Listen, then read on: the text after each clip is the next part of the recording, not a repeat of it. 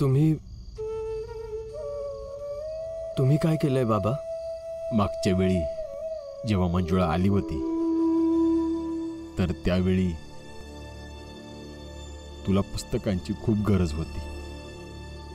माझ्याकडे तर पैसे नव्हते. तेव्हा मी मंजुळाला काही मदत मागितली होती.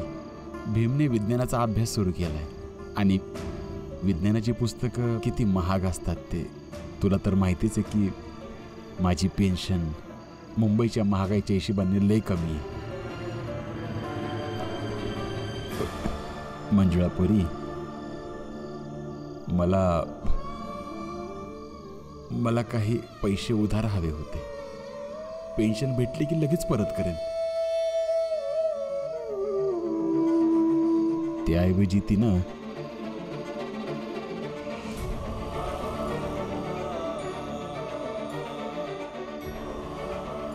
मंजुळापुरी हे ठेवून घ्या बाबा. भाऊ आहे तो माझा. त्याला जे शिकायचंय ते शिकू द्या. पण भीमला नका सांगू की त्याच्या अभ्यासासाठी पैसे मी दिले, नाहीतर तो काहीतरी काम बघायला लागेल.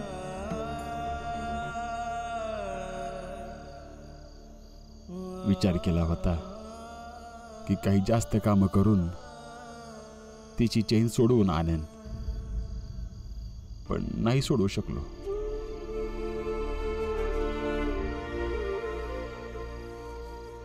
भीमपोरा, जेवढा त्रास तुला झालाय ना त्यापेक्षा जास्त त्रास मला झालाय मंजुळाची जखम पाहून. आणि एका पोरीचा त्रास बापापेक्षा कोण समजू शकेल. आणि काहीही झालं तरी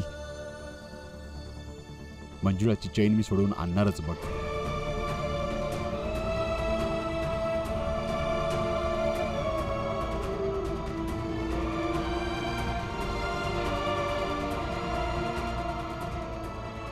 काय झालं बेटा?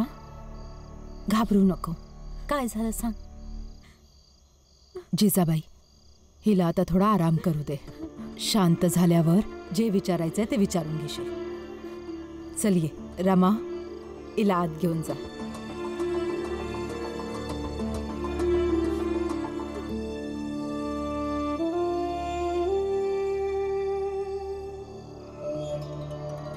आता हे काय नवीन कोड आहे?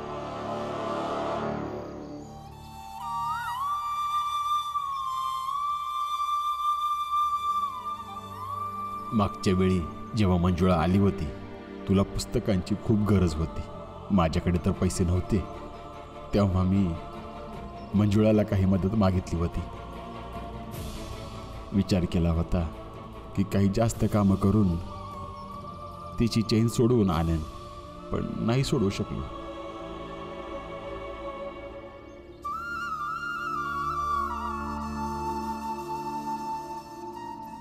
भीम, एवढा कसला विचार करतोस?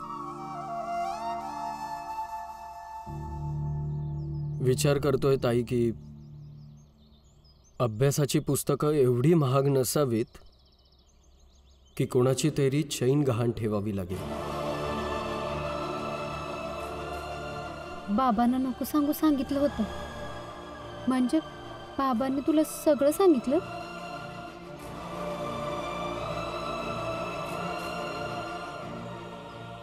काहीच हरकत नाही. आत्या सांगत होती 15 दिवस पूर्ण झाले. आजपासून तू कॉलेजात जाऊ शकशील. हा, खरंच. बघ, वेळ पण झालीये. जा, लवकर जाऊन तयार हो जा. आत्ता माझ्या कॉलेज जाण्यापेक्षा तुझं सासरी परत जाणं महत्वाचं आहे. नाही, कॉलेजात जाण्यापेक्षा जास्त गरजेचं काही नाही. तुझ्या कॉलेजात जाण्याची किंमत जर माझं सासरी जाणं असेल तर मला सासरी कधीच नाही जायचं.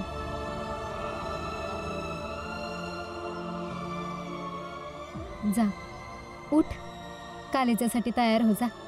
जा. मंजुळा, तुझ्यासारखी बहीण मिळाल्यामुळं आमचा ऊर गर्वानं भरून येतो. पर पुढच्या क्षणी मान मात्र खाली झुकते की आमची बहीण आपल्या भावांसाठी काय काय करते. हे समजा चुकीचं आहे. असं नाही हाय. माझ्या भावाने माझ्यासाठी खूप सहन केलंय. मग हे तर काहीच नाहीये.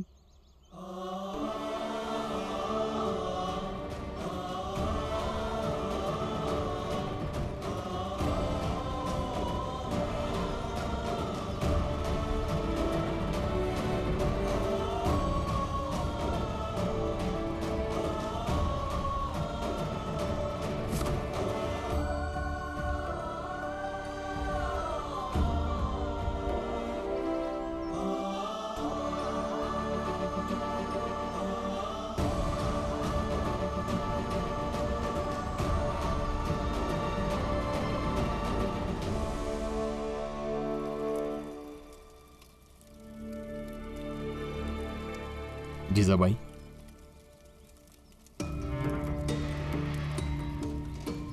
पोराला एवढं डोक्यावर चढवू नका तुम्ही. तब्येत बरी नाहीये तुमची. भीमाला सांगायचं दूध आणायला. नाही, ते उशिरापर्यंत अभ्यास करत होता, तर मी विचार केला की मीच आणतो. भीमाच्या पक्षात कितीतरी तर्क आहे तुमच्याकडे. जा तुम्ही आराम करा. चाय बनवून आणते.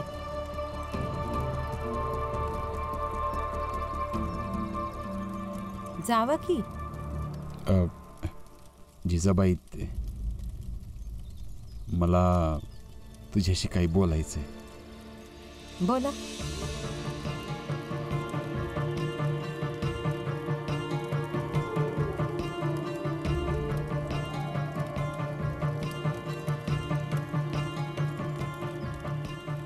तुझ्याकडून काही मदत हवी होती. माझ्याकडनं कसली मदत? ते तुझे कानातले हवे होते. खूप हिम्मत करून मागतोय, कारण माझ्याकडे दुसरा काही उपाय नाहीये. कशासाठी हवंय तुम्हाला? ते अच्छा. भीमला कॉलेजातून काढून 15 दिवस झाले. आज पुन्हा त्याला कॉलेजात जायचं असेल. त्याच्या वह्या, पुस्तकं यासाठी हवंय ना तुम्हाला? तर मला माफ करा तुम्ही. मी कुठलीही मदत नाही करू शकत. नाही, ते पोरासाठी नाही, पोरीसाठी पाहिजे होते.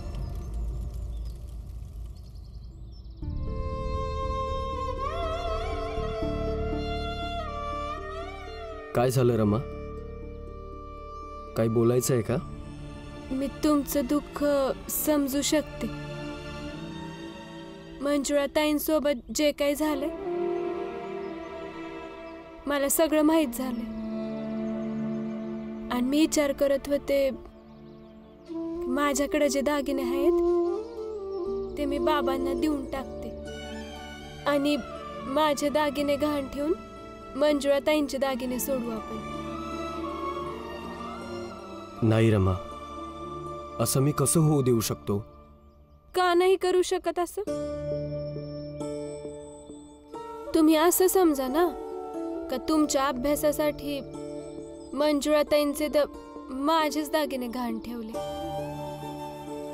आणि एक बायको आपल्या नवऱ्यासाठी इतकं तर करूच शकते ना? नाही, कारण तुझ्याजवळ हे जे दागिने आहेत ते मी नाही दिले, म्हणून त्यांना गहाण ठेवण्याचा किंवा विकण्याचा अधिकार मला नाही. तुम्हाला माहिती आहे, दागिने बायकांच्या भविष्याची तरतूद असते. आणि हे दागिने तर तुम्ही पण मला खरेदी करून नाही दिले, त्यामुळे नाही देऊ शकत मी तुम्हाला. आता जे होईल ते होईल. मी काही म्हणीन तर वाईट वाटेल तुम्हाला, पण तुमच्या भीमच्या प्रति प्रेमामुळेच ही समस्या आपल्या घरामध्ये आली आहे. नाही घ्यायला पाहिजे होती तुम्हाला चेन मंजुळाकडून. कदाचित तुम्हाला भीमच्या व्यतिरिक्त तुमचे दुसरे पोरं दिसले असते. जर फक्त मंजुळाची गोष्ट असती ना, तर मी देऊन दिलं असतं तुम्हाला. पण ही गोष्ट भीमच्या निगडीत आहे आणि म्हणूनच मी तुम्हाला हे देऊ नाही शकत. काहीही मदत करू शकत नाही मी, कोणती पण. माफ कर ग जिजाबाई, मी काही तुझ्याकडून जास्तच आशा धरली होती. माफ कर मला. आई ग,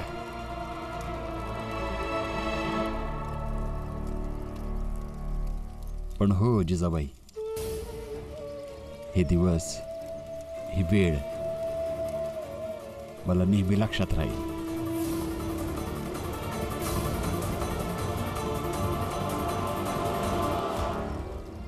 चिंता करू नकोस. काही ना काही करून मी मंजुळा ताईची चैन सोडवेनच.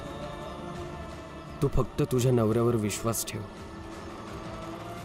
तुझे हे दागिने गहाण ठेवण्याची वेळ येऊच देणार नाही मी. जे होईल ते होईल. माझ्यामुळे मी कोणाला बी त्रास नाही होऊ देणार.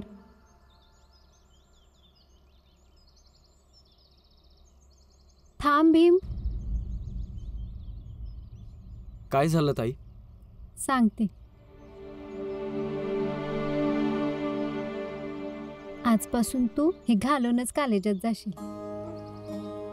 परंतु हा कोट तर वाई, ह्यो बाबांचाच कोट आहे. पण तू आता कॉलेजात जातोस, अभ्यास बिभ्यास करतोस. आता उद्या मोठं माणूस बनशील, मग हे घालायची सवय तुला करून घेतली पाहिजे. आता बघ, आपल्या घरची परिस्थिती जशी का असेल, पण आपण हे बाहेरच्यांना तर नाही कळू द्यायचं ना. चल घाल हे. नाही ताई, पण चल घाल. चल चल चल घाल.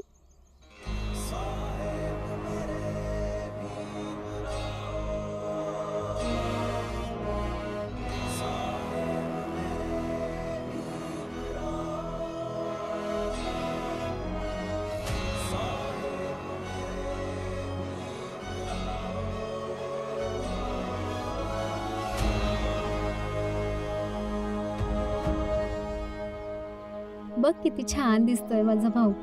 नजर नको लागाय. जा कॉलेजात जा.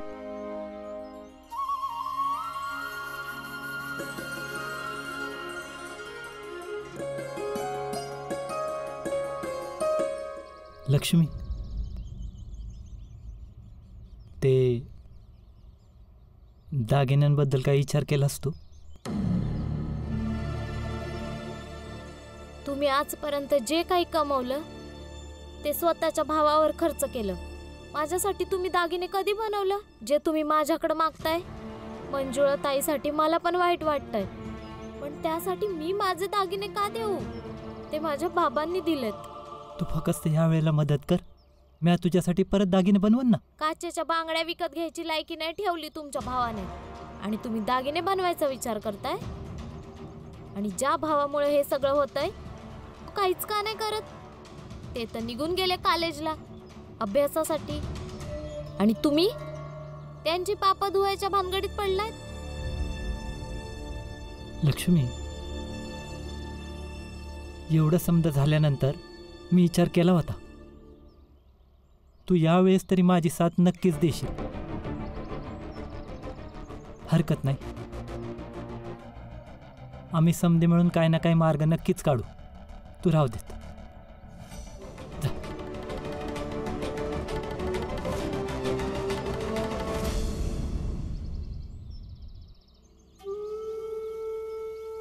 पहिला आलायस विद्यालयात, तू भीमराव आहेस. अरे भीम, बस कर. अजून किती तयार करणार मंजुळेला? मंजुळा ताई शाळेला चाललीये आणि शाळेला तयार होऊन जायला पाहिजे.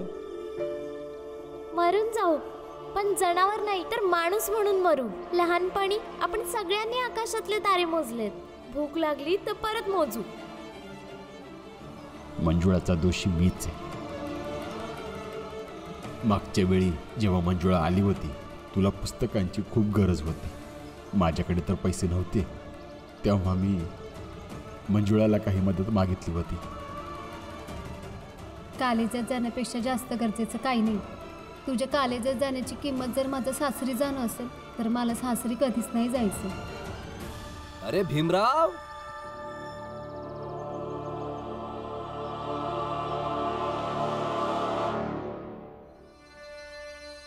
बघा 15 दिवसानंतर कॉलेजला आलाय भीमराव. स्वागतच पात्र आहे. स्वागत करा याचं. टाळ्या वाजवा.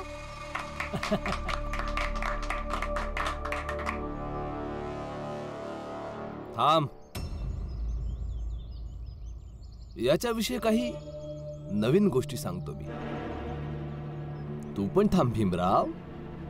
जर काही चुकीचं बोललो तर थांबव मला. खालच्या जातीचा अस्पृश्य दळभद्री तर आहेच. आता याच्या बाबतीत काही नवीन असेल तर सांगा. आहेत ना.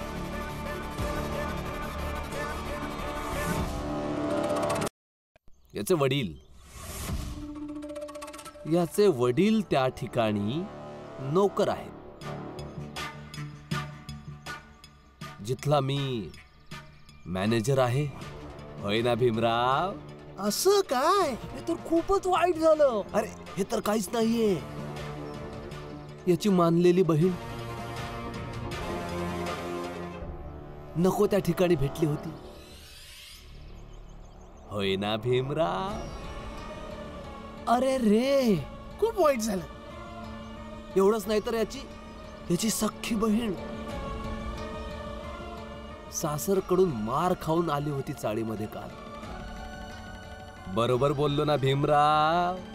असं काय? मग तो खूपच वाईट झालं.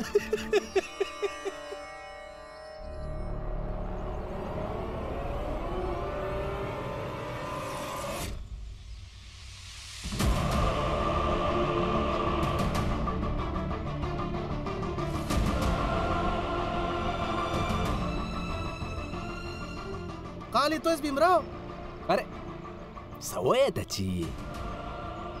छोट्या छोट्या गोष्टीची कंप्लेंट लिहून पोलीस चौकीत जाण्याची धमकी देत. पोलिसांची? आणि करू पण काय शकतो?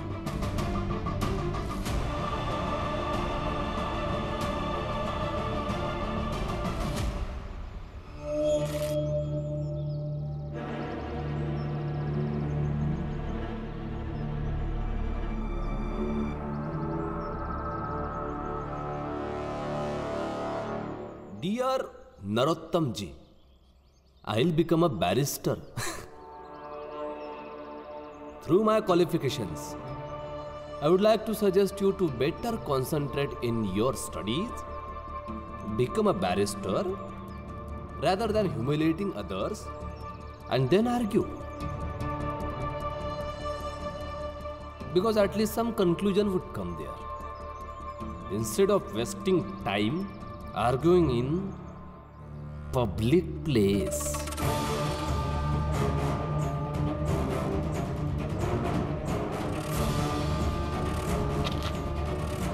गंगाजल घेऊन ये.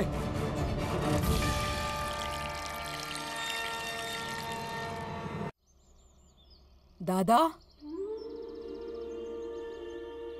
दादा, तुमची तब्येत बरी नाही आणि आज कामाला नका जाऊ ना. वय बाबा, आम्ही जातोय ना.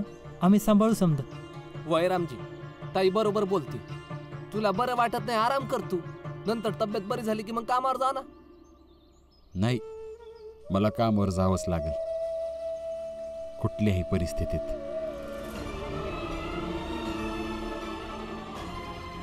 दादा, बाबा, पुरंजन, त्यांच्यावर लक्ष ठेव. वय बाबा ताई, ऐका तरी. तुम्ही काळजी करू नका. मी हाय ना वा. काय रे भीमराव, हा कुवत विसरलास का स्वतःची? बॅरिस्टर बनशील. बॅरिस्टरची प्रतिष्ठा, बॅरिस्टरचं पद, बॅरिस्टरची खुर्ची, बॅरिस्टरचा कोट, हे सगळं तुझ्या जातीच्या कुवती बाहेरचं आहे भीमराव. तसा तर कोट तर मी आत्ता देखील घातलेला आहे. पण बॅरिस्टरचा कोट, बॅरिस्टरची खुर्ची आणि बॅरिस्टरचं पद हे मेहनत करून मिळतं. या कागदावर मी यासाठी लिहून दिलं होतं कारण मला वाटलं तुझा स्वाभिमान थोडाफार तरी जागा होईल. माझ्याशी वाद घालायचं सोडून तुम्ही शिकण्यावर लक्ष द्याल. पण तुम्ही तर शपथच घेतलीये ना. बाकी सगळ्या गोष्टी सोडून तुम्ही फक्त माझ्या मागावर राहाल. आणि ही पण शपथ माझ्या समोर महान बनण्याचा प्रयत्न करू नकोस भीमराव. मी काय करायला पाहिजे आणि काय नको हे मी स्वतः ठरवणार भीमराव. आणि तसंच माझ्या आयुष्यात काय होईल काय नाही होणार कसं होईल ते फक्त मीच ठरवेन.